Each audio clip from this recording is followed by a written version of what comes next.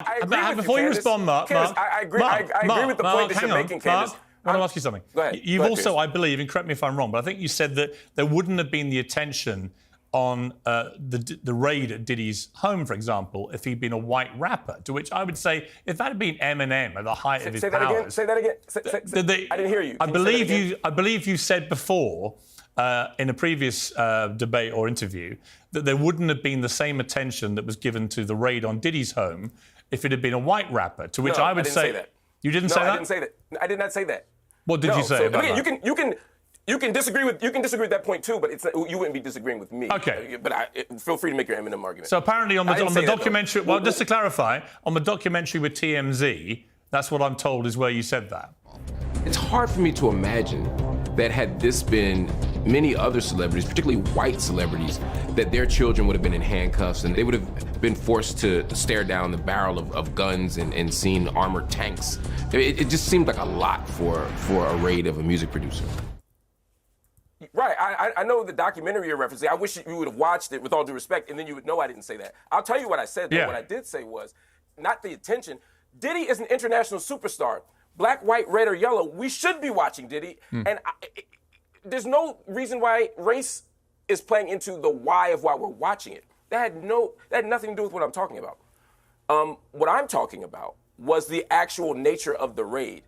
Typically, unless you believe, and this is what I was arguing at the time, unless you believe that Diddy was an armed threat, there was no need to handle his children, who were not at the time charged with anything, in the way that they did.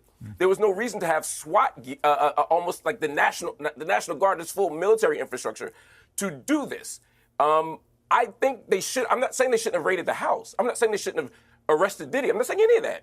I'm saying that what my comparison is, they wouldn't have done that to Mark Cuban. That's my point. But there's now, as more evidence comes out, hang on. Mark, hang on. On that point, you said they wouldn't have done it to Mark Cuban. Mark Cuban is a massive celebrity in America. If he had been doing what we now know from this charge sheet against P. Diddy he's accused of doing, damn right they'd have done that to Mark Cuban. These are not like small... Done what? These are not small allegations. Done what? Well, have you read the Done charge... what? Have you read the charge sheet against Diddy? You know what he's accused of. That's not what I'm disagreeing. Again, You're saying the nature of the raid would not have been as over the top if it had been Mark Cuban because he's a white guy, right? Is that what you said?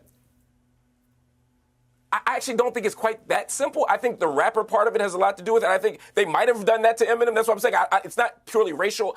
I'm saying. Well, what is the point you're making? I don't really understand it. I promise you, just pro tip here, journalist to journalist, if you let me finish the sentence, you'll completely get what I'm saying. Always up for a journalistic pro tip.